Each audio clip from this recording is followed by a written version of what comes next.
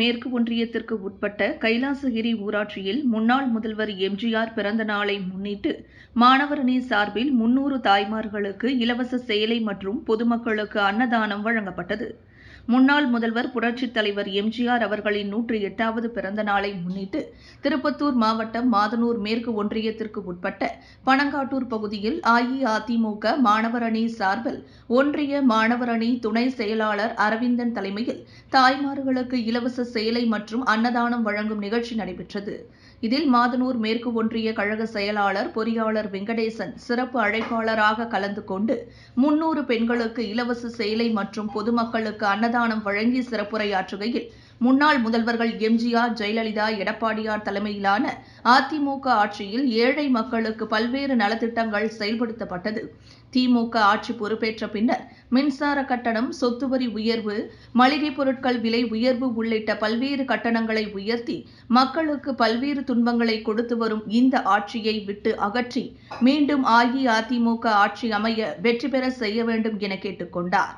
இதில் மாவட்ட அம்மா பேரவை செயலாளர் கராத்தே மணி, மாவட்ட தகவல் தொழில்நுட்ப பிரிவு செயலாளர் கோபிநாத், வேலூர் புறநகர் மாவட்ட இலக்கிய அணி செயலாளர் குமார், மாவட்ட மீனவர் அணி செயலாளர் சங்கர் உள்ளிட்ட கழக நிர்வாகிகள், தொண்டர்கள், பொதுமக்கள் என பலர் கலந்து கொண்டனர்.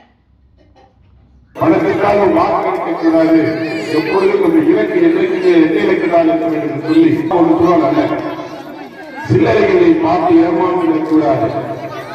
ஒரு ரூபாய் 1 கிலோ அரிசி காசையும் பார்த்து ஏமாந்து இன்றைக்கு நாம் 3 மடங்கு இலக்கிற்கு கட்டுறோம்.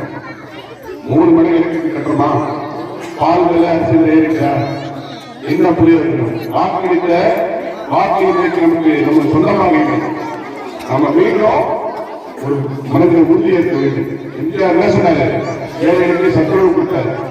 அம்மா என்ன சொன்னாங்க? உடம்புல ஏறிட்டா 20 கிலோ அரிசியை கொடுத்தாங்க. ஏழைகளுக்கு கொடுத்தாங்களா? யார் சொன்னாங்க? அம்மாவையும் இந்தியாவையும் நம்ம மறக்கக்கூடாது.